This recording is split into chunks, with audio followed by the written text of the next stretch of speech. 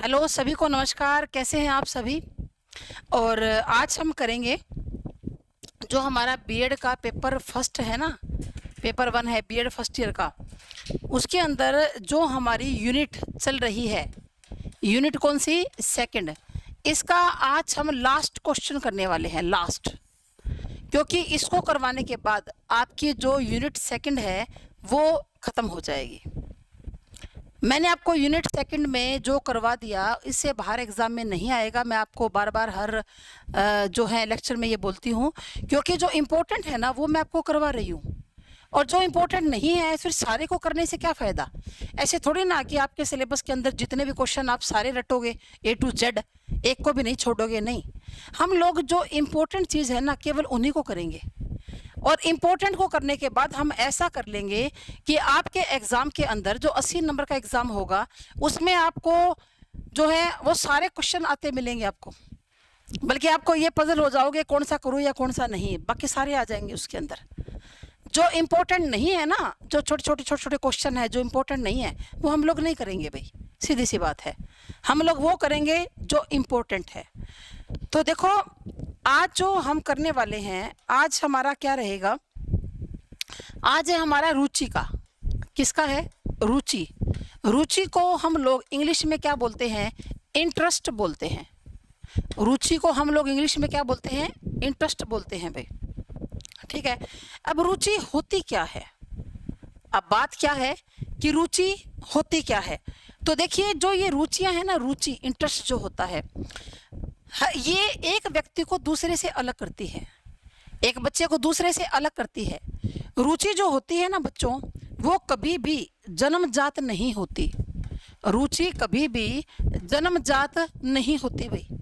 ये जन्मजात नहीं होती मतलब ये नहीं कि जब बच्चा पैदा हो गया तो जन्म से ही उसकी रुचि होगी, है ना, किसी चीज़ के अंदर या किसी के अंदर। नहीं, जन्म के समय बच्चा रुचि को नहीं जानता, इंटरेस्ट क्या होता है उसको नहीं पता।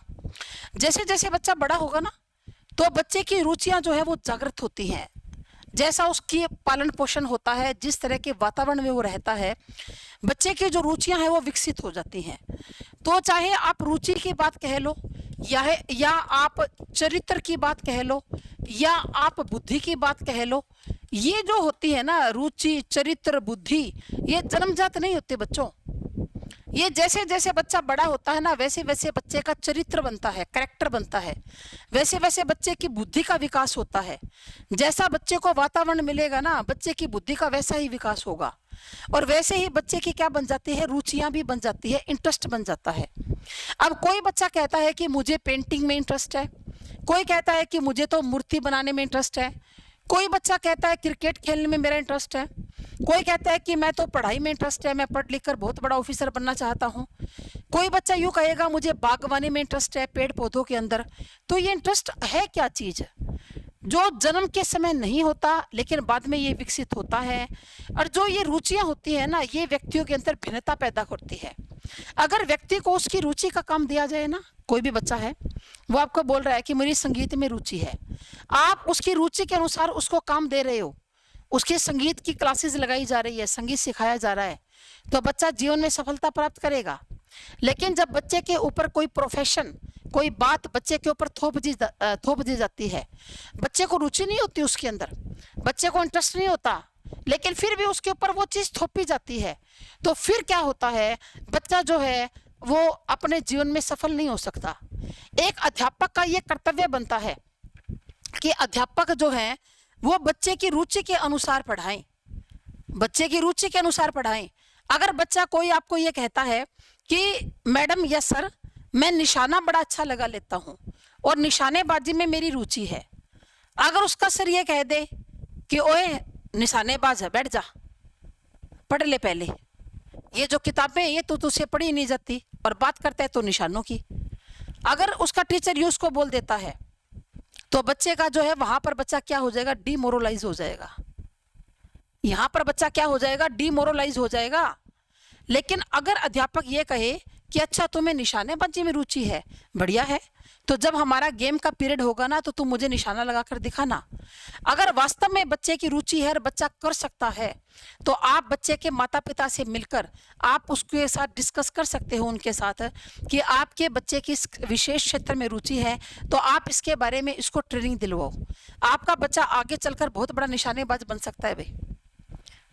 किसी को शतरंज खेलने का रुचि होती है, किसी को क्रिकेट में रुचि होती है, किसी को किताबें पढ़ने में रुचि होती है।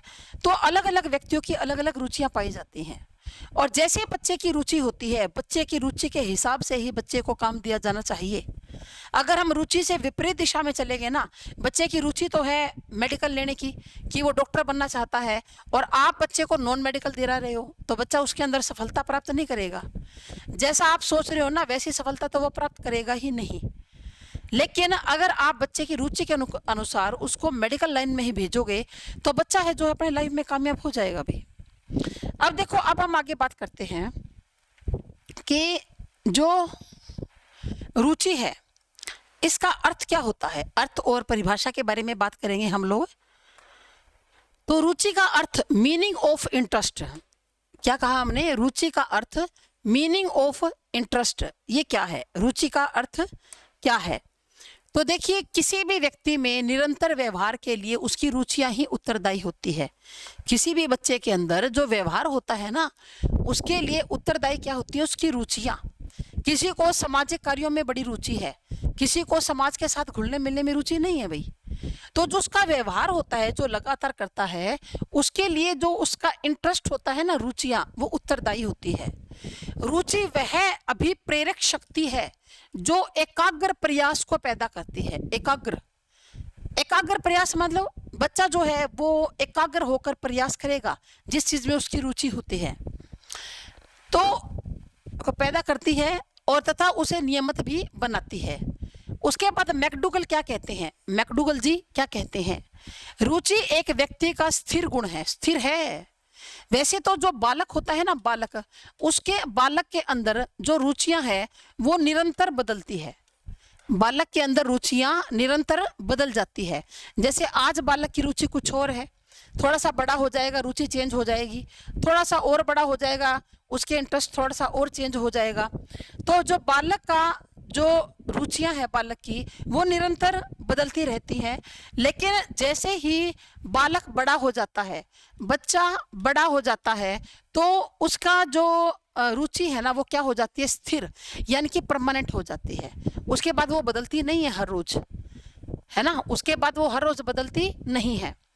उसके बाद सहारी और टेलफोर्ड ने क्या कहा, उसके बाद बात आती है सहारी और टेलफोर्ड क्या कहते हैं, एक का नाम याद कर लो। रुचि पदार्थ के प्रति अनुकूल व्यवहार है। Interest is favourable attitude towards objects, मतलब किसी भी पदार्थ के प्रति हमारा व्यवहार अनुकूल, प्रतिकूल नहीं, अनुकूल। रुचि जो है वो व्यवहार के कोई भी पदार्थ है उसके प्रति क्या है, अनुकूलित व्यवहार है। अगर हम पदार्थ से जैसा व्यवहार करेंगे जिसके प्रति वैसी हमारी रुचि मान ली जाएगी। जैसे एक बच्चा है वो बार बार पेड़ पौधों की तरफ जाता है, उनमें देखता है फूल कभी तोड़ता है, कभी उनके पत्तियों का सूखे हुए पत्तों को झाड़ कर एक तरफ कर देता है, तो फिर क्योंकि वो जो पदार्थ है ना वो क्या कर रहा है, उसको खींच रहा है अपनी तरफ, उसकी रुचि है बागवानी के अंदर। लतीनी भाषा में रुचि के अंग्रेजी अनुवाद इंटरेस्ट का अर्थ संबंध होना या सरोकार होना है, ठीक है ना। रुचि इसका अर्थ क्या होता है, संबंध होना या सरोकार होना, कि हमारा संबंध है उससे, सरोकार है हमारा उस चीज से, किसी वस्तु से संबंध या सरोकार होना।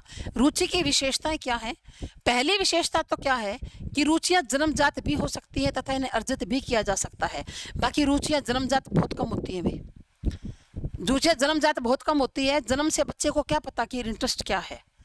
लेकिन यूँ कहा जा सकता है कि कईयों की रुचियां जन्मजात इसलिए कहा जा सकता है कि कई बार क्या होता है कि कोई 2 साल का बच्चा है और वो बच्चा मान लो कोई भी म्यूजिकल इंस्ट्रूमेंट है या तबला है या ढोलक है या कुछ बजाने के अंदर वो बहुत इंटरेस्ट दिखाता है, तो इसमें आप कह सकते हो कि रुचियां जन्मजात भी हो सकती हैं और इन्हें एक्वायर्ड भी किया जा सकता है, ये अर्जित भी होती है।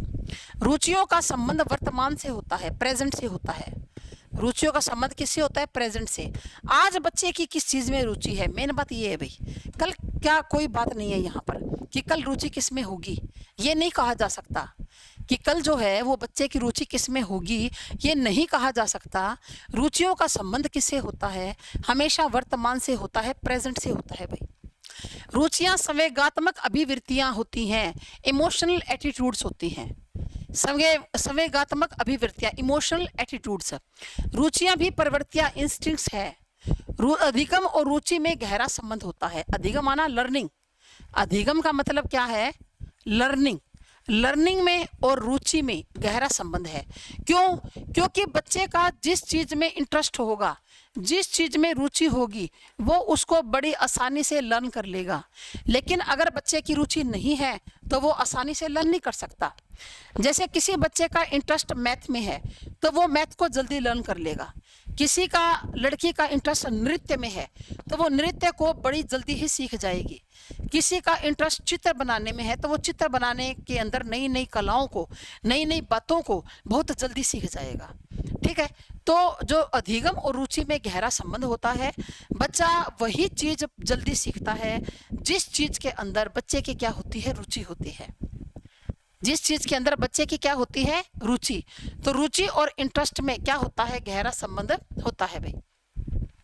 फिर उसके बाद रुचि स्थायी नहीं होती। स्थायी का मतलब परमानेंट। स्थायी का मतलब क्या है? परमानेंट। जो रुचियां है ना वो परमानेंट नहीं होती कभी भी। प्रौढ़ावस्था में पहुंचते पहुंचते, प्रौढ़ावस्था क्या होती है कि आप यूं कह सकते हो प्रौढ़ावस्था कि भाई 35 से लेकर और 60 साल की अवस्था प्रौढ़ावस्था होती है। जब व्यक्ति की 35 से लेकर 60 साल तक की जो अवस्था है उसको हम लोग क्या बोलते हैं? प्रौढ़ावस्था बोलते हैं। प्रौढ़ावस्था में पहुंचते पहुंचते इन रुचियों में परिवर्तन होता है तथा कुछ रुचियां आयु के साथ साथ लुप्त भी हो जाती हैं। जैसे बोलता है ना कि कई बार कोई आपको बोल देता, आपकी मम्मी या पापा, कि जब मैं छोटा था ना तो मेरे को फुटबॉल में बड़ी रुचि थी भाई, लेकिन बाद में धीरे धीरे पढ़ने लगा, शादी हो गई, फिर घर गृहस्थी में बंध गए, फिर अब नहीं है इतना। कई बार आपकी मम्मी बोल देती होगी कि मैं पहले पेंटिंग बहुत किया करती थी, मेरे को पेंटिंग में रुचि थी। कई बार कोई बोलती होगा आपका घर में कि मेरे को पहले मैं बड़ी सुंदर सुंदर मूर्तियां बनाया करता था।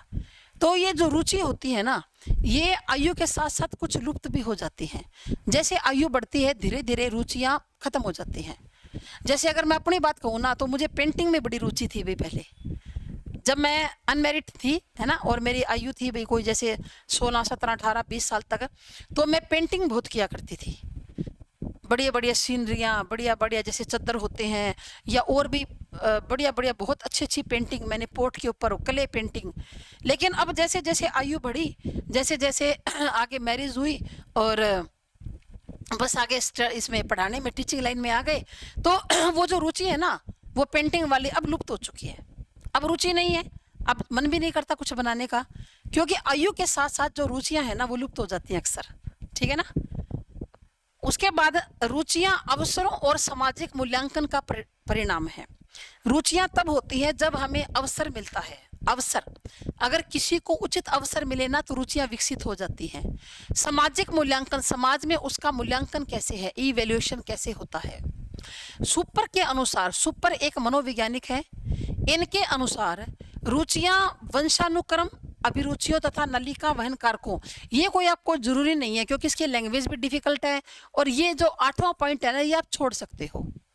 वैसे आपको समझाने के लिए मैं ये सारा समझा दूं एंड्रोकिन फैक्टर वगैरह क्या होता है, लेकिन आपके लिए ये लैंग्वेज थोड़ी सी टफ हो जाएगी। इतनी टफ लैंग्वेज कई बार हम पेपर में गलत कराते हैं, तो एक आधी जो लाइन हमें मुश्किल लगती है ना हम उसको छोड़ सकते हैं, ऐसी कोई बात नहीं है भाई। उसके बाद रुचि और ध्यान को अलग करना असंभव है। जिस साइड हमारी रुचि होगी ना हमारा ध्यान अपने आप जाएगा भी। जिस साइड हमारी रुचि होगी हमारा जो ध्यान है ना वो अपने आप उसी तरफ ही जाएगा। अगर हमें रुचि नहीं है तो हमारा ध्यान कभी भी नहीं जाएगा। बाजार में सुंदर सी मूर्ति रखी हुई है, अगर हमारी रुचि होगी मूर्तियों की तरफ तो हम उसको देखेंगे गौर से, और अगर मूर्ति की तरफ हमारी रुचि नहीं है ना तो हम लोग उसको गौर से बिल्कुल भी नहीं देखेंगे, हम इग्नोर मार देंगे। तो रुचि और जो ध्यान है ना इनका आपस में क्या होता है, गहरा संबंध होता है। जिस चीज में हमारी रुचि होती है हमारा ध्यान केवल उसी तरफ जाता है। जिसको पेड़ पौधों में रुचि होती है ना, वो टीवी के अंदर भी पेड़ पौधे ही देखता है लगे हुए, कि कौन सा फूल लगा हुआ है, किस तरह का पौधा लगा हुआ है ना। रुचि गुप्त ध्यान है तथा ध्यान रुचि का सक्रिय रूप है। रुचि गुप्त ध्यान है, ध्यान ऐसा है जो गुप्त है, ठीक है ना, और ध्यान जो है वो रुचि का ही क्या है, रूप है। अगर किसी बात की तरफ हमारा बार बार ध्यान जाता है, किसी चीज की तरफ, तो वो क्या बताएगी कि हमारी रुचि है। जैसे आप मान लो किसी मूर्ति को मुड़ मुड़ के देख रहे हो, बार बार खड़े होकर देख रहे हो, तो आपसे कोई दूसरा कहेगा अच्छा तुम्हें इंटरेस्ट है क्या इसके अंदर, क्योंकि जो ध्यान है वो रुचि का ही सक्रिय रूप है। रुचियां हमारी आवश्यकताओं, इच्छाओं और लक्ष्यों से जुड़ी होती है। हमारी क्या आवश्यकता है, हमारी क्या इच्छा है और हमारे लक्ष्य क्या हैं, ये सारे जो पॉइंट्स है ना वो आपको याद करने पड़ेंगे भाई। जब आप इन पॉइंट्स को याद करोगे ना, तभी आपको एग्जाम में आपका 16 नंबर का क्वेश्चन बनेगा बढ़िया। आसान है, क्या है, रुचियां जन्मजात भी होती हैं, अर्जित भी कर सकते हैं। रुचि और ध्यान को अलग करना असंभव है। लर्निंग और रुचि में भी गहरा संबंध होता है, ठीक है ना। इस तरह के पॉइंट्स ही तो याद करने हैं, आसान आसान है। और क्या है, 2-4 बार पढ़ोगे इतने में सारे पॉइंट्स याद, सारे आपको टिप्स पर याद हो जाएंगे भाई। आयु बढ़ने के साथ रुचियां कम हो जाती हैं, कई लुप्त भी हो जाती हैं। बच्चों की रुचियां जो हैं वो अस्थायी होती हैं, बड़े होने पर स्थायी हो जाती हैं। इस तरह की जो पॉइंट्स हैं सारे आसान आसान से। तो रुचियां हमारी आवश्यकताओं से जुड़ी हुई है, इच्छाओं से जुड़ी हुई है और लक्ष्यों से जुड़ी हुई है, ठीक है ना। हमारी आवश्यकताओं से, इच्छाओं से और लक्ष्यों से हमारी रुचियां जुड़ी हुई है। रुचि के अनुसार कार्य करने से अधिगम प्रक्रिया यानी कि जो लर्निंग प्रोसेस है ना, उसमें अनेक बाधाएं अपने आप ही दूर हो जाती है। अगर बच्चे का इंटरेस्ट नहीं है लर्निंग में, पढ़ने में, तो वो बिना काम की बाधा भी खड़ी कर लेगा। वो कहेगा कि नहीं मेरे से तो नहीं पढ़ा जा रहा। अगर वो पीजी में रह रहा है, पीजी का खाना मुझे हजम नहीं हो रहा, मेरे को तो ये पानी है ये नहीं सूट कर रहा, और मेरे को तो ऐसे हो रहा है, नींद नहीं आती, यहाँ पर ये है वो है। लेकिन अगर उसका पढ़ने में इंटरेस्ट है ना, तो वो अनेक बाधाओं को तो अपने आप ही कुछ मानेगा ही नहीं। वो यूँ सोचेगा ये बाधाएं तो आएंगी ना, लेकिन जब मैं बड़ा ऑफिसर बन जाऊंगा तो फिर ये बाधाएं फिर क्या याद रहेंगी, कुछ नहीं याद रहेगा। दुख पाकर ही सुख मिलता है, तो उसकी मेंटेलिटी ऐसी बन जाएगी, क्योंकि उसकी रुचि है वो काम करने में। आपने बिना रुचि का काम उसको दे रखा है, तो भला बच्चा क्यों करेगा और कब तक करेगा। बाहरी प्रेशर है ना, ज्यादा टाइम काम नहीं करता। हमारे जो अंदर का प्रेशर है ना, वो काम करता है ज्यादा टाइम तक। बाहरी जो प्रेशर है वो ज्यादा टाइम काम नहीं करेगा। रुचि एक प्रकार की अभिप्रेरक शक्ति है। अभिप्रेरणा क्या होता है, मोटिवेशन। अभिप्रेरणा का क्या है, मोटिवेशन मतलब होता है कि रुचि एक प्रकार का मोटिवेशन है। मोटिवेशन है, व्यक्ति काम क्यों करता है, मोटिवेशन, मोटिव करना होता है। यानी कि मोटिवेशन क्या है, एक प्रकार का अंदर से धक्का है जो हमें आगे बढ़ने के लिए प्रेरित करता है। अगर हम किसी बात के लिए मोटिवेट ना होना, तो हम उस काम को कभी भी नहीं करेंगे। हमें मोटिवेशन चाहिए काम को करने के लिए। बच्चा है, पढ़कर थक गया, ढीला पड़ रहा है, अध्यापक क्या करता है, माता पिता क्या करते हैं, बच्चे को मोटिवेशन देते हैं कि भाई तुम्हें ये काम करना है, तुम बड़े होकर अफसर बन जाओगे, ये सारी बाधाएं कुछ नहीं याद रहेंगी, भाई दुख पाकर ही सुख मिलता है। तो इस तरह के एक वो फलाना लड़का था, वो इतनी बड़ी पोस्ट पर पहुंच गया। ये जो मोटिवेशन है ना, ये काम करता है। तो रुचि एक प्रकार का मोटिवेशन है, एक पावर है, मोटिवेशन पावर, जो व्यक्ति को के ज्ञान को, क्रिया को और भावात्मक व्यवहार की ओर प्रोत्साहित करती है। व्यक्ति को ज्ञान प्राप्त करने के लिए प्रोत्साहित करती है, क्रिया करने के लिए करती है, और भावात्मक व्यवहार, ठीक है ना, भावात्मक व्यवहार यानी कि इमोशनल बिहेवियर की ओर क्या करती है, प्रोत्साहित करती है। उसके बाद देखिए, किसी वस्तु में रुचि होने के कारण हम उस वस्तु की ओर दृष्टिकोण से व्याख्या करते हैं और उसे अर्थ प्रदान करते हैं। उसी दृष्टिकोण से व्याख्या करेंगे कि भाई ठीक है ऐसा होना चाहिए, और उसको सही ठहराएंगे, अर्थ प्रदान करेंगे। रुचि हमें संतोष, सेटिस्फेक्शन देती है। ऐसा तभी होता है जब हम रुचि के अनुसार कोई काम करते हैं। किसी लड़की को रुचि है कुकिंग में, लड़कों को भी होती है, और जब वो कुकिंग करता है ना, खाना बनाता है, तो उसको क्या मिलती है, सेटिस्फेक्शन मिलती है। जब रुचि के अनुसार कोई काम करते हैं ना, तो क्या मिलती है, हमें सेटिस्फेक्शन मिलती है। अगर रुचि के अनुसार हमने काम नहीं किया तो सेटिस्फेक्शन नहीं मिलेगी। अब मेरी पढ़ाने में रुचि है, तो बच्चों को पढ़ाकर मुझे अजीब सा संतोष मिलता है भाई। और अगर इसके विपरीत मुझे और कोई काम दे दिया जाए कि तुम्हें पढ़ाने का नहीं, ये वाला काम कर लो, नहीं मेरे से तो नहीं होगा भाई, मैं तो बच्चों को पढ़ाना चाहती हूँ, पढ़ाने में मेरे को मजा आता है, इंटरेस्ट होता है, मेरे को पढ़ाने में इंटरेस्ट है मेरा, और मुझको सेटिस्फेक्शन मिलता है। जिस चीज में हमारी रुचि हो वही करना चाहते हैं। क्योंकि मैं हमेशा से ही एक टीचर बनना चाहती थी, तो मेरी रुचि है। अब आप बीएड कर रहे हो, इसका मतलब आपकी भी रुचि है टीचिंग करने में। मेरी क्या, आपकी भी रुचि है, मैंने भी बीएड की थी, आप भी कर रहे हो। क्योंकि इंटरेस्ट है आपका पढ़ाने में, आप बच्चों को पढ़ाना चाहते हो। तो जो हमारी जो रुचि होती है ना, जब हम उसके अनुसार काम करते हैं तो हमें संतोष मिलता है। कई बार कह देते हैं लोग, अरे हमारी तो रुचि नहीं थी, हम तो इसे ऐसे बीएड कर रहे हैं कि किसी प्राइवेट स्कूल में या गवर्नमेंट जॉब मिल जाएगी, भी चलो कोई काम धंधा हो जाएगा। लेकिन वो बच्चों गलत चीज़ है। आप वही कीजिए जिसके अंदर आपकी रुचि है। अगर आप बीएड कर रहे हो तो आप इसके अंदर इंटरेस्ट पैदा कीजिए, अपने काम से प्यार कीजिए।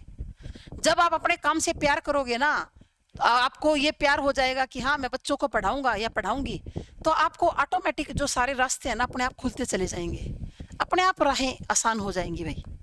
तो रुचि से काम करते हैं तो क्या मिलता है, संतोष मिलता है। वातावरण और वंशानुक्रम संबंधी कारक रुचि को रूप देते हैं। जैसा हम वातावरण में पले बड़े हैं, जैसा हमारा हेरिडिटी है, वो हमारी रुचि को निर्धारित करती है। रुचि तथा व्यवहार का गहरा संबंध है। जैसा रुचि होगी वैसा ही व्यवहार करेंगे। अच्छे रुचियों के विकास में लैंगिक भिन्नता होती है, सेक्स डिफरेंस होता है। लड़कियों की जो रुचियां होती है ना, वो लड़कों से अलग होती है।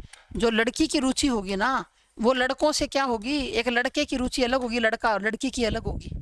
लड़कों की रुचि ज़्यादातर स्पोर्ट्स में होती है, साहसिक कार्यों में होती है, और लड़कियों की रुचियां अलग होती हैं।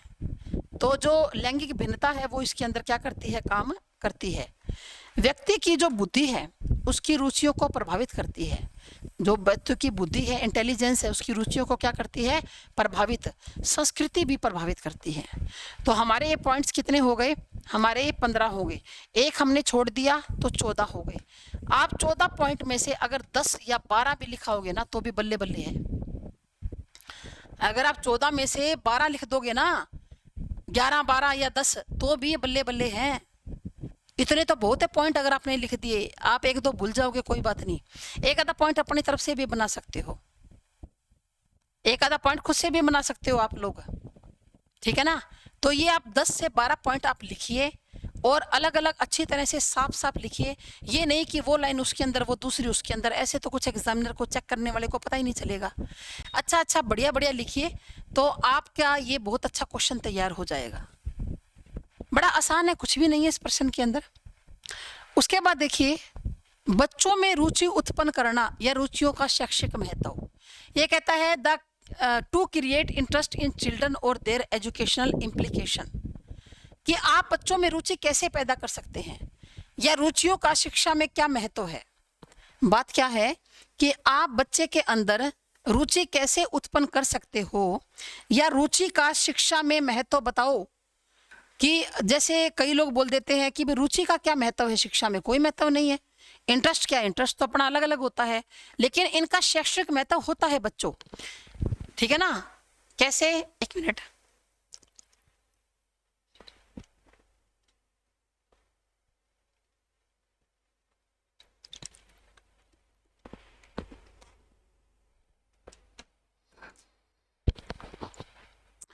अगर एक टीचर बढ़िया शिक्षण करना चाहता है, अगर एक टीचर बढ़िया शिक्षण करना चाहता है, अच्छी तरीके से बच्चों को पढ़ाना चाहता है, तो उसको बच्चे की रुचियों का ध्यान रखना ही पड़ेगा।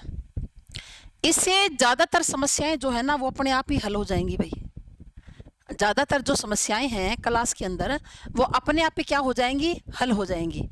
तो बच्चों के अंदर रुचियों को विकसित करना या बच्चे की रुचियों को आगे बढ़ाना, ये अध्यापक का और माता पिता का कर्तव्य है। अध्यापक को हमेशा बच्चे की रुचियों को ध्यान में रखकर ही पढ़ाना चाहिए। अगर बच्चे की रुचि पढ़ने में नहीं है तो आप बच्चे को मत पढ़ाइए। इसका मतलब क्या न्यूट्रल छोड़ दें, ऐसे नहीं। आपने कक्षा के अंदर कोई पाठ पढ़ाया, 10 मिनट रह गए उस पीरियड को ख़त्म होने में, बच्चे कह रहे हैं कि मैडम या सर नया टॉपिक नहीं करना चाहते, कल करेंगे, आज हम थक चुके हैं, आज नहीं पढ़ेंगे। और इसके विपरीत भी अगर अध्यापक ज़बरदस्ती बच्चों को पढ़ाता है कि नहीं तुम्हें तो पढ़ना पड़ेगा, पढ़ो, तो फिर बच्चे नहीं पढ़ पाएंगे। जैसे बच्चों की रुचि होती है ना, बच्चों को उसी के अनुसार ही बच्चों को पढ़ाया जाना चाहिए। तो देखो, पहला क्या, उचित उद्देश्य का निर्धारण। पहली बात क्या है, उचित उद्देश्य का निर्धारण। क्या सुझाव है? पहला तो क्या है कि एक मिनट ठहरो भाई, डिटर्मिनेशन ऑफ प्रॉपर ऑब्जेक्टिव्स। कक्षा में विद्यार्थियों की रुचि उत्पन्न करने के लिए उद्देश्यों का जो निर्धारण है वो अति आवश्यक है। उद्देश्य होने चाहिए। उद्देश्यों की उपयोगिता से विद्यार्थियों को परिचित कराना भी।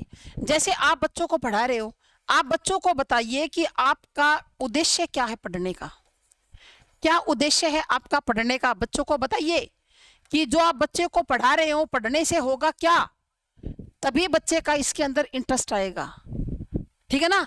तभी उन उद्देश्यों को अर्जित करने की विद्यार्थियों में रुचि उत्पन्न होगी। आपने बता दिया अलग अलग कोर्सेज के बारे में कि आप ये भी कर सकते हो, ये भी कर सकते हो, फिर ये होगा, आपके पास अच्छा पैसा होगा, समाज में आपकी इज्जत होगी, आपके माता पिता की इज्जत होगी, ये होगा वो होगा, तो बच्चा उन उद्देश्यों को अर्जित करने में क्या होगा, रुचि उत्पन्न होगी। मान लो कक्षा में कोई पाठ पढ़ा रहे हो और उसका ज्ञान विद्यार्थियों को जरूर होना चाहिए पहले। अब जैसे मैं आपको बताती हूँ ना हमेशा, जैसे मैंने आपको क्रिएटिविटी करवाया, सृजनात्मकता, तो मैंने आपको बताया कि ये क्रिएटिविटी होती क्या है। जब मैंने आपको व्यक्तिगत भिन्नता का बताया तो मैं आपको हमेशा बताती हूँ कि आप व्यक्तिगत भिन्नता का क्यों पढ़ रहे हो, क्योंकि आपकी कक्षा के अंदर अलग अलग व्यक्तित्व वाले बच्चे मिलेंगे और उनके अंदर भिन्नता मिलेगी। आपको उन बच्चों को संभालना पड़ेगा, उनकी इंडिविजुअल डिफरेंसेस को सॉल्व आउट करना पड़ेगा। रुचि का करवाया तो भी मैं आपको बता रही हूँ कि आपके कक्षा में अलग अलग रुचियों वाले बच्चे होंगे, तो आप बच्चे को बताइए पढ़ाने से पहले कि ये जो आप उसको पढ़ा रहे हो ये उसके जीवन में काम क्या आएगा, तभी बच्चा इंटरेस्ट लेगा। अब जैसे मैं आपको सीधा ही कह दूं क्लास में आके कि भाई चलो रुचि का पढ़ते हैं आज, अरे आपको ये पता तो होना चाहिए आप पढ़ क्यों रहे हो, रुचि का इंटरेस्ट का आप इसलिए पढ़ रहे हो कि आपकी कक्षा के अंदर अलग अलग बच्चे अलग अलग इंटरेस्ट वाले होंगे और आपको सभी को साथ में लेकर चलना है, ठीक है ना। वो जमाना गया जब बच्चे की रुचियों का ध्यान रखे बिना डंडे के जोर से पढ़ाया जाता था। आजकल वो टाइम नहीं है, आजकल डंडे के जोर पर शिक्षा नहीं दी जाती। आजकल जो बालक है ना, बालक यानी कि जो बच्चा है, बच्चा सेंटर में है भाई, और सारी शिक्षण अधिगम प्रक्रिया उसके बार बार घूम रही है।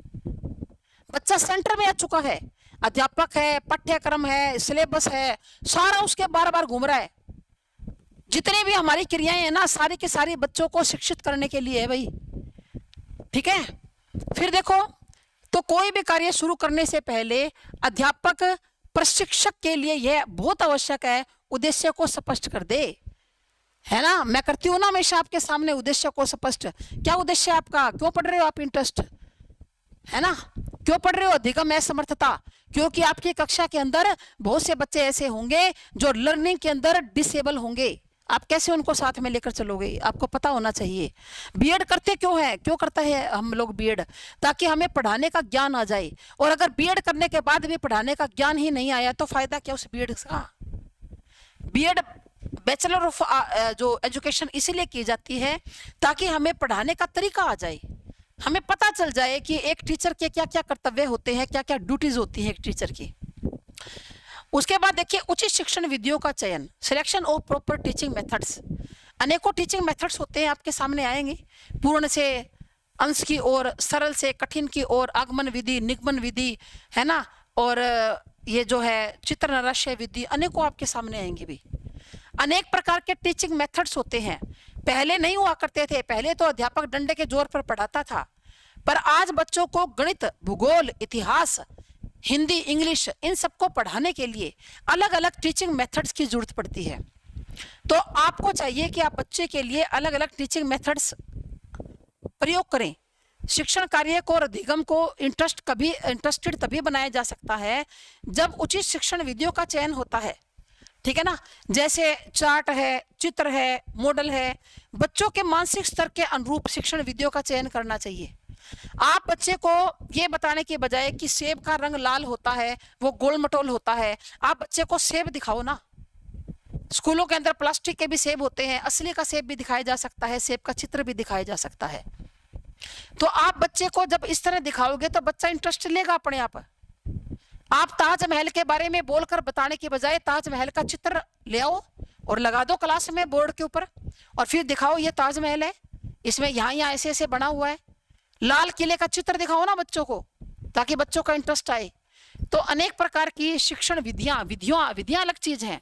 शिक्षण विधियों का हमें क्या करना चाहिए, चयन किया जाना चाहिए जैसा बच्चे का मानसिक स्तर हो। ये है सहायक सामग्री जी, जो अभी हम बात कर रहे थे। सहायक सामग्री का भी प्रयोग करो, यानी कि ऑडियो विजुअल एड्स का। ऑडियो विजुअल एड्स का कक्षा में रुचिकर कैसे बनाएंगे, जब इनका प्रयोग करेंगे। जैसे मॉडल, जैसे सौर ऊर्जा का अगर बच्चों को समझाना है तो सौर ऊर्जा का क्या दिखाइए, मॉडल दिखाइए। चार्ट दिखाओ, उसको चार्ट के ऊपर बनाओ। नक्शे, भारत का नक्शा दिखाओ, विश्व का नक्शा दिखाओ, नक्शे के ऊपर समझाओ। टीवी, कक्षा के अंदर टीवी भी होता है, फिल्में भी दिखाई जा सकती हैं। किसी फिल्में मतलब ये नहीं कि कोई ऐसी वैसी फिल्में, मतलब जो आपके टीचिंग से रिलेटेड है वो फिल्में भी दिखाई जा सकती हैं। बच्चे को जब आप फिल्म दिखाओगे, टीवी दिखाओगे, है ना, तो बच्चे को इंटरेस्ट आएगा। चार्ट दिखाओगे, चित्र दिखाओगे, मॉडल दिखाओगे तो इंटरेस्ट लेगा बच्चा। अगर आप उसको बिना सहायक सामग्री के, ऑडियो विजुअल एड्स के लगातार ऐसे ही पढ़ाए जा रहे हो, प्रोजेक्टर भी होते हैं, बहुत सारे होते हैं, आप बीएड में देखोगे आप लोग, तो अगर आप बच्चे को यूं ही पढ़ाए जा रहे हो, बच्चे को बस एक खाली रट्टू तोता बना रहे हो, तो बच्चा कभी भी जीवन में सफल नहीं होगा। बच्चे का इंटरेस्ट ही नहीं आएगा उसके अंदर भी। इंटरेस्ट कब आएगा, जब आप उसको सहायक सामग्री का प्रयोग करके उसको पढ़ाओगे। उसके बाद अध्यापक का व्यक्तित्व, बिल्कुल अध्यापक की जो पर्सनैलिटी है ना, वो बिल्कुल प्रभाव डालती है बच्चों के ऊपर। अगर अध्यापक ऐसा है जिसकी आवाज स्पष्ट नहीं है, अध्यापक को अधकिचरा ज्ञान है, अधूरा ज्ञान है, अध्यापक को खुद को ही नहीं पता, तो फिर वो बच्चे को कैसे समझाएगा। अध्यापक का खुद का ज्ञानवान होना जरूरी है। अपने सब्जेक्ट के ऊपर अध्यापक का कमांड जरूरी है। अध्यापक की पर्सनैलिटी अच्छी होनी चाहिए। पर्सनैलिटी में इनर और आउटर दोनों आ जाते हैं। पर्सनैलिटी में दोनों आते हैं, हम लोग कर चुके हैं कि हमारा आंतरिक भी आ जाता है और बाह्य भी आ जाता है। ठीक है, तो अध्यापक का अपना व्यक्तित्व भी अच्छा होना चाहिए, ठीक है ना। विद्यार्थियों के साथ उसका व्यवहार अच्छा होना चाहिए। ऐसे नहीं कि अध्यापक जब भी कक्षा के अंदर आता है सारा दिन मतलब एक टेंशन के अंदर चिंताग्रस्त है, या अपना मुंह सुजा के आता है, बच्चों से हंसी मजाक नहीं करता, बच्चों से बातें नहीं करता, अपने जीवन के अनुभव नहीं बताता, ये गलत है। बच्चों से अपने जीवन के अनुभव भी साझा कीजिए, जिससे आपको भी शिक्षा मिली, बच्चे भी सीखेंगे। बच्चों के साथ हंसी मजाक करना भी टीचर को आना चाहिए। बच्चों को हंसाना भी चाहिए बीच बीच के अंदर, भाई ऐसी बातें कहनी चाहिए कि बच्चे हंसे, ताकि बच्चों का जो दिमाग है ना वो फ्रेश हो जाए। बच्चों को अच्छी अच्छी महापुरुषों के बारे में बताइए। अपना व्यक्तित्व भी अच्छा होना चाहिए। और जब वो कक्षा में प्रवेश करता है ना तो पूरी तैयारी के साथ करे भाई। ऐसे नहीं कि अध्यापक को खुद को ही नहीं आता, बच्चे को क्या सिखाएगा। अध्यापक को परिश्रमी होना चाहिए, चुस्त होना चाहिए, ठीक है ना। और विद्यार्थियों के प्रति सहानुभूतिपूर्ण व्यवहार होना चाहिए, प्रेम का व्यवहार होना चाहिए, लोकतांत्रिक होना चाहिए। सहानुभूति माना दया। अगर किसी बच्चे को कक्षा में कोई दिक्कत है ना, कोई बुखार हो गया, कुछ भी हो गया, ये किसी बच्चे को मान लो कोई फाइनेंशियली दिक्कत है, तो अध्यापक को चाहिए कि दया का भाव रखे बच्चे के साथ, है ना। उसके बाद प्रेम, सभी बच्चों से प्रेम रखे, ये सोचकर पढ़ाए कि ये मेरे ही बच्चे हैं। अरे बच्चों से कैसा भेदभाव, बच्चों से कैसा पक्षपात, बच्चों से कैसा रूठना। अगर कोई बच्चा मिसबिहेव कर भी देता है तो फिर क्या हो गया, वो बच्चा है, आप बड़े हो, आप टीचर हो, और वो तो बच्चा है, अभी उसको ज्ञान नहीं है। बच्चे को समझाकर और उसकी बात को भूल जाना चाहिए, और बच्चे से पहले की तरह ही प्रेम पूर्व व्यवहार करना चाहिए। जो टीचर बच्चों के साथ पार्शियलिटी करता है ना, बच्चे कभी भी उस टीचर को पसंद नहीं करते भाई। आपको अपना टाइम भी याद होगा, आप जब कभी पढ़ा करते थे तो कई बार कोई एक आधा टीचर ऐसा हो जाता है जो बच्चों के साथ पार्शियलिटी करता है, तो क्या आप उसको पसंद करते थे? नहीं करते थे ना। तो आपको कैसे करेंगे बच्चे पसंद? बच्चों के साथ कभी भी व्यवहार जो है बुरा नहीं करना चाहिए। वो बच्चे हैं, वो गलती करेंगे। एक अध्यापक का कर्तव्य है कि बच्चों की गलतियों को दूर करें, उनको समझाएं और उनसे वैसा ही प्रेम करें जैसा अपने बच्चों से किया जाता है, ठीक है। और लोकतांत्रिक व्यवहार होना चाहिए। ये नहीं कि आप कक्षा में 2-4 बच्चों को तो बिल्कुल हीरो मान के चलते हो और बाकी कोई बच्चों को आप कुछ समझते ही नहीं। उन 2-4 बच्चों को ही बार बार आप हर काम में आगे रखते हो, ऐसे थोड़ी ना। आपको पूरी क्लास को साथ में लेकर चलना है। अगर 30 बच्चे हैं ना, तो मन में ये मानो 30 के 30 मेरे अपने ही बच्चे हैं और इनको मैंने आगे बढ़ाना है सभी को। अध्यापक को अपना पाठ भी अच्छी तरह से दैनिक जीवन के साथ संबंधित करना चाहिए। उसके बाद है जी समय सारणी। उसके बाद हम लोग बात कर लेते हैं समय सारणी के बारे में, यानी कि टाइम टेबल के बारे में। तो टाइम टेबल तो रुचि को उत्पन्न करने का बहुत महत्वपूर्ण एक है। अगर टाइम टेबल ऐसा बनाया गया कि एक ही विषय की लगातार 2 या 3 क्लास आ रही है, जैसे मैथ की है, पहले अंकगणित की आ गई, फिर बीजगणित की आ गई, उसके बाद रेखा गणित की आ गई, मान लो 3 क्लास लगातार है, तो बच्चा बोर हो जाएगा। फिर पहले आप मैथ की दे रहे हो, फिर साइंस की दे रहे हो, उसके बाद इंग्लिश की दे रहे हो, तो भी बोरियत हो जाती है। तो जो टाइम टेबल ऐसा बनाना चाहिए कि बच्चे का इंटरेस्ट बने, रुचि बने, बच्चा बोर ना हो, बच्चे इतना सुस्त ना बन जाए कि वो आगे आप करे ना भी, वो कर ही ना सके। देखो क्या कहता है कि थकान, बच्चा थक जाता है पढ़ते पढ़ते 6 घंटे के अंदर, थकान के कारण बच्चा ध्यान केंद्रित नहीं कर पाता। तो फिर इनके लिए क्या करना चाहिए, टाइम टेबल का सही प्रयोग करना चाहिए, ठीक है ना। तो टाइम टेबल में क्या होता है कि विभिन्न पीरियड्स होते हैं, कालांश होते हैं, और इनके में विषय होते हैं। तो यही बात जो मैंने आपको पहले बता ही दी कि सरल और कठिन विषयों का एक के बाद एक दूसरा आना चाहिए, कि एक कठिन विषय की क्लास लगी तो दूसरी बार जो क्लास है वो सरल विषय की लगनी चाहिए, फिर कठिन की, फिर सरल की। एक आधा कठिन विषय रिसेस से पहले होना चाहिए और एक कठिन विषय रिसेस के तुरंत बाद होना चाहिए, ताकि बच्चे का माइंड जो है वो फ्रेश हो और वो ध्यान केंद्रित कर सके। उसके बाद देखिए, अधिगम अनुभवों के उचित चयन, यानी कि लर्निंग एक्सपीरियंस। अध्यापक क्या करता है, अपने लर्निंग एक्सपीरियंस बताने चाहिए ताकि विद्यार्थी उसमें अपनी रुचि ले, ठीक है ना। अध्यापक को चाहिए कि सभी मनोवैज्ञानिक सिद्धांतों को ध्यान में रखे और पढ़ाए जाने वाले पाठ की विषय वस्तु को ठीक ढंग से क्या करे, प्रस्तुत करे भाई, ठीक है। यानी कि देखो सीधा सा हिसाब है, सीधा सा मतलब है कि एक टीचर को अपने लर्निंग एक्सपीरियंस बच्चों को बताने चाहिए। उसके बाद उचित वातावरण की व्यवस्था, वातावरण, अरेंजमेंट ऑफ प्रॉपर एनवायरनमेंट। तो वातावरण अच्छा होना चाहिए, जब वातावरण जब अच्छा होगा तो कक्षा में बच्चे की रुचि होगी, ठीक है ना। और कक्षा में सीखने के लिए अच्छा वातावरण बड़ी महत्वपूर्ण भूमिका निभाता है, ठीक है। तो कक्षा में आरामदायक और आकर्षक फर्नीचर होना चाहिए, हवा आनी चाहिए, रोशनी आनी चाहिए। ऐसा नहीं कि आपकी कक्षा के अंदर ना हवा आती है ना कहीं रोशनी आती है, अंधेरा है, अंधेर गुप, और फिर फर्नीचर ऐसा है जो बच्चे बैठे बैठे 6 घंटे के अंदर अकड़ जाता है उनका शरीर, ऐसा नहीं होना चाहिए। समय सारणी बढ़िया होनी चाहिए और विद्यार्थियों तथा अध्यापकों की उचित मानसिक स्थिति का होना परम आवश्यक है। अध्यापक की भी दिमागी स्थिति ठीक होनी चाहिए और विद्यार्थियों की भी, तभी वातावरण बढ़िया बनेगा, ठीक है ना।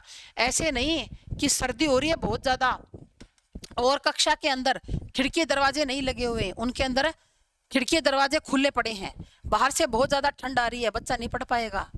या फिर गर्मी है बहुत ज़्यादा, स्कूल में लाइट की व्यवस्था नहीं है, अगर लाइट चली गई तो जनरेटर की व्यवस्था होनी चाहिए, पंखे चलने चाहिए, तभी बच्चा पढ़ेगा।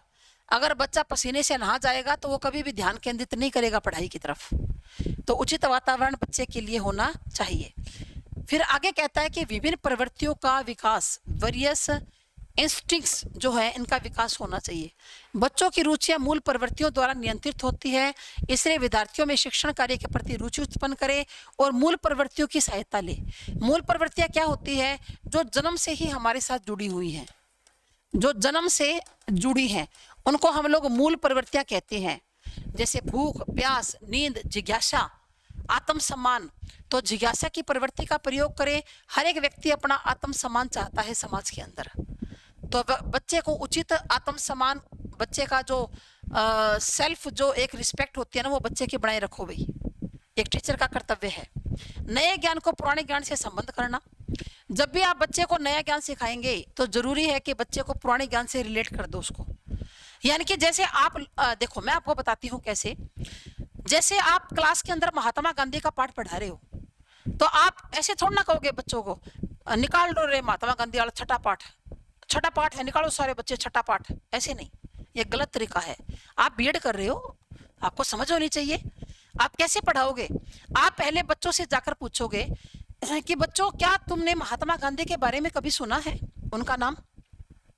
बच्चों देखो बच्चे क्या जवाब देते हैं, वो कहेंगे हाँ जी। तो महात्मा गांधी के बारे में आप क्या जानते हो, बच्चों से पूछिए। अगर बच्चे बताते हैं जी वो एक बड़े अच्छे थे, देश को आज़ाद कराया था, ये वो, तो नहीं तो आप बताइए कि देखो आज हम महात्मा गांधी के बारे में पढ़ेंगे कि जो महात्मा गांधी का पूरा नाम ये था, वो यहाँ के रहने वाले थे, फलाने थे। उसके बाद सारी बात बताकर फिर कहो कि अब आप लेसन नंबर 6 निकालिए, वहाँ महात्मा गांधी जी के बारे में हम लोग विस्तार से पढ़ेंगे। पढ़ाने का तरीका ये होता है, सीधा थोड़ी ना निकाल लो महात्मा गांधी वाला पाठ, ऐसे थोड़ी ना पढ़ाओगे आप लोग बच्चों को। तो नए ज्ञान को पुराने ज्ञान से रिलेट कर लो भाई। ये देखो बच्चे महात्मा गांधी के बारे में जानते कितना है। जैसे आपने बच्चों को क्लास में पढ़ाना है, रुचि का ही मान लो पढ़ाना है, तो आप बच्चों से पूछो ना कि रुचि क्या होती है। आप तो मेरे सामने नहीं हो, ऑनलाइन पढ़ा रही हूँ मैं आपको। अगर आप ऑफलाइन होते ना तो मैं आपसे क्लास में आते यही पूछती कि अरे आप लोग ये बताओ कि रुचियां होती क्या है, इंटरेस्ट क्या होता है, क्या जानते हो आप लोग इंटरेस्ट के बारे में। पहले बच्चे से पुराना ज्ञान पूछ लो, उसके बाद नया ज्ञान जोड़ दो उसके साथ। तो नए ज्ञान को पुराने ज्ञान से क्या करना, संबंध करना। अगला है विविधता और, नेक्स्ट क्या है, विविधता और नवीनता। विविधता और नवीनता, तो क्या कह रहा है कि वैरायटी एंड नोवेल्टी। अध्यापक पाठक को उकताने यानी कि बोरिंग वाला न बनने दे। एक ही बात को बार बार नहीं दोहराना चाहिए, बल्कि नवीनता होनी चाहिए। ऐसे नहीं कि एक ही बात को अध्यापक बार बार दोहरा रहा है। अपना जो पाठ है ना, उसको अध्यापक कैसा बनाए, इंटरेस्टिंग बना दे भाई। बोरियत भरा ना बनाए, बोरियत से भरा हुआ लेसन नहीं होना चाहिए, इंटरेस्टिंग लेसन होना चाहिए। ठीक है, तो ये कुछ ऐसी अध्यापक का कर्तव्य है कि वो रुचियों को जागृत करने के लिए एक अध्यापक क्या करेगा और क्या नहीं। तो आपने क्या लिखना है, पहले रुचि के बारे में थोड़ा सा बताइए, कॉन्सेप्ट को क्लियर कीजिए पेपर के अंदर। फिर आप 2 डेफिनेशन लिख लीजिए, बड़ी आसान है, जो दोनों मैंने आपको करवाई थी। उसके बाद आप रुचि की विशेषताएं लिखिए। रुचि की विशेषताएं ये जन्मजात होती हैं या बाद में अर्जित होती हैं, रुचि अधिगम का गहरा संबंध है, 10-12 लिख दो। उसके बाद रुचि का शैक्षिक महत्व, बस 16 नंबर का बहुत बढ़िया क्वेश्चन तैयार हो जाएगा। और बड़ा आसान है, कुछ भी नहीं है इसके अंदर। जितने मैं आपको करवा रही हूँ ना, बड़े आसान तरीका है, और इससे आसान क्या होगा। ठीक है, तो अब हमारी जो सेकंड यूनिट है वो कंप्लीट हो चुकी है। हम नेक्स्ट क्लास में 3rd यूनिट को शुरू करेंगे भाई। ठीक है, तो आप सभी का थैंक यू, सभी का धन्यवाद। जय हिंद, जय भारत।